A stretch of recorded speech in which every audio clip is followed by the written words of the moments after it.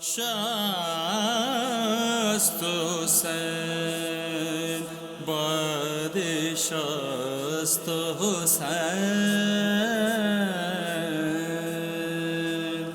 دین است حسین دیپن است حسین.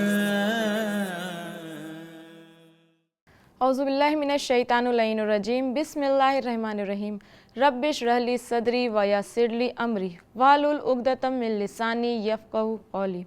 السلام علیکم، میں ہوں فردوس علی. پیش خدمت ہے پروگرام غریب نینوا، جس میں آج ہم اہل حرم کی رہائی کا ذکر کریں گے. امام جعفر صادق علیہ السلام فرماتے ہیں کہ جو مومن امام حسین علیہ السلام کے حق کو پہچان کر امام حسین علیہ السلام کی مصیبتوں پر خود روئے یا کسی کو رلائے یا رونے والوں جیسی صورت بنائے، بہشت ان پر واجب ہے. جس پر گریہ کرنے کا اس قدر ثواب ہے کہ بہشت ان پر واجب ہے، تو سوچیں کہ اس امام کی پروردگار عالم کی بارگاہ میں کیا منزلت ہوگی جس کو جوانان جنت کا سردار کہا گیا ہے. ہائے افسوس کہ ظالموں نے امام حسین علیہ السلام کو قتل کر کے بھی سکون نہ پایا. رسول خدا صلی اللہ علیہ وآلہ وسلم کی اطرت کو، پیغمبر خدا کی نواسیوں کو قید کیا. اہل بیت رسول ایسے لوٹے گئے کہ چادر و مقنا تک ان کے سروں سے چھین لی.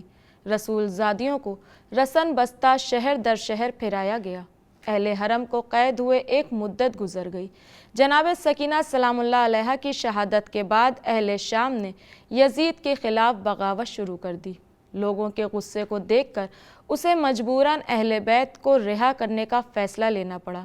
یزید نے اہل بیت علیہ السلام کو دربار میں بلا کر کہا، جو کچھ ہونا تھا وہ ہو گیا، میں آپ کو رہائی دیتا ہوں. اب آپ کو یہ اختیار ہے کہ چاہے یہاں رہیں یا اپنے وطن چلے جائیں. جناب زینب و ام کلثوم نے فرمایا کہ جب سے ہمارے وارث ہمارے بھائی قتل کیے گئے ہیں، تیری فوج نے ہمیں رونے نہیں دیا. اپنے وارثوں کے ماتم میں رونے کو ہم ترس گئے ہیں. ہم تجھ سے سوائے اس کے کچھ نہیں چاہتے. تو ہمارے لیے ایک مکان خالی کروا کہ ہم لوگ اپنے سردار و غریب و بےکس 3 دن کے بھوکے پیاسے بھائی پر دل کھول کر رو سکے. یزید نے اہل بیت کے لیے مکان خالی کروایا. یہ پہلی مجلس تھی جو شام میں جناب زینب سلام اللہ علیہا نے یزید کی حکومت میں ہی برپا کی. اس گھر میں سیاہ پرچم لگایا گیا. قریش کی عورتیں سیاہ لباس پہنے اہل بیت کو پرسہ دینے کے لیے آئیں. راوی کہتا ہے کہ اہل بیت رسول نے 7 روز ایسا گریہ و ماتم کیا کہ شام میں کبھی ایسا کوہرام بپا نہ ہوا تھا. ہر در و دیوار سے آہوزاری کی آوازیں بلند تھیں. دختر زہرا نے یزید سے کہا کہ ہمیں ہمارے وارثوں کے تبرکات بھیج دے تاکہ ہم ان کی زیارت کر سکیں. اس شقی نے مظلوم کربلا کے تبرکات تمام شہداء کے ساتھ بھیج دیا. جب بیویوں نے دیکھا تو منہ پر تماچے مارتی ہوئی روتی ہوئی اپنے وارثوں کے تبرکات اپنی آغوش میں لیے. ام لیلہ نے علی اکبر تو ام فروہ نے قاسم کے تبرکات پر گریہ کیا.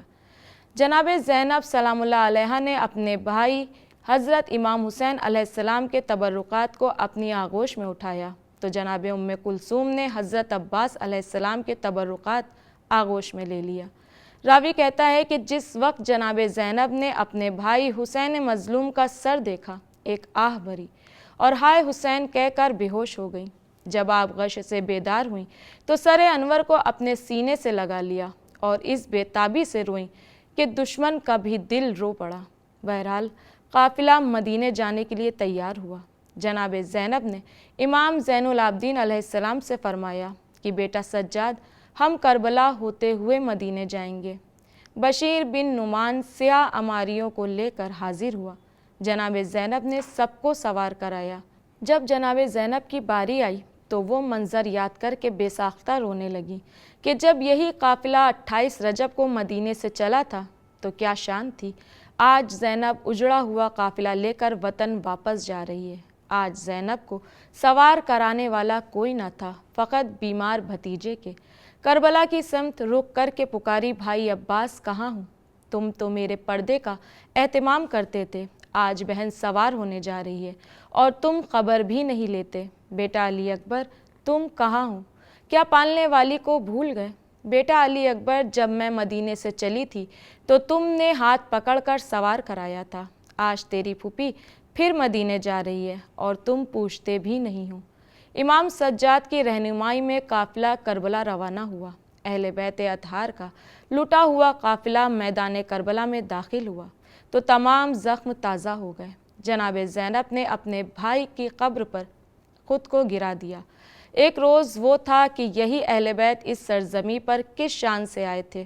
عورتوں پر اپنے وارثوں کا سایہ تھا، ماؤں کی گودیاں آباد تھیں۔ ایک طرف شبیہ پیمبر علی اکبر تھے تو ایک طرف عباس دلاور، کسی سمت اونو محمد تو کہیں قاسم پردے داری کے اہتمام میں مصروف تھے۔ آج وہ سب کربلا کی زیر خاک آرام کر رہے ہیں۔ کیا حال ہوگا اس وقت ان بیویوں کا جب وہ سما یاد آیا ہوگا کہ ایک روز وہ تھا کہ اسی صحرا میں یہاں بارگاہ امام حسین علیہ السلام تھی، اس طرف خیمہ علی اکبر، ادھر خیمہ عباس دلاور۔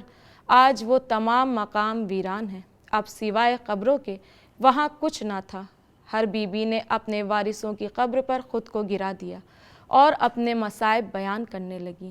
آج دنیا بھر کے کونے کونے سے کروڑوں لوگ امام حسین علیہ السلام کی قبر کی زیارت کرنے کربلا آتے ہیں، آپ کے روضے کی زیارت کا شرف پاتے ہیں، جس کی لاش پر چادر ڈالنے والا کوئی نہ تھا، جو روز عاشورہ اتنا تنہا تھا کہ کوئی سلام کرنے والا نہ تھا، جس کی حل من ناصرین ینصرنا کی صدا پر کوئی لبیک کہنے والا نہ تھا۔ وہیں آج لاکھوں کروڑوں کی تعداد میں زائرین کے لبوں پر بس یہی صدا ہوتی ہے، لبیک یا حسین۔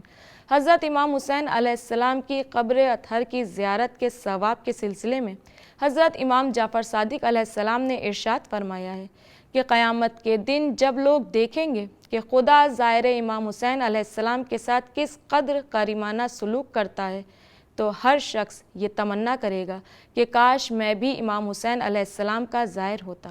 ناظرین، اسی کے ساتھ ہمارے پروگرام کا وقت اب ختم ہوتا ہے۔ ہمیں دیجیے اجازت، آپ سے پھر ملیں گے، تب تک کے لیے خدا حافظ۔ شست حسین بادشاست حسین دین است حسین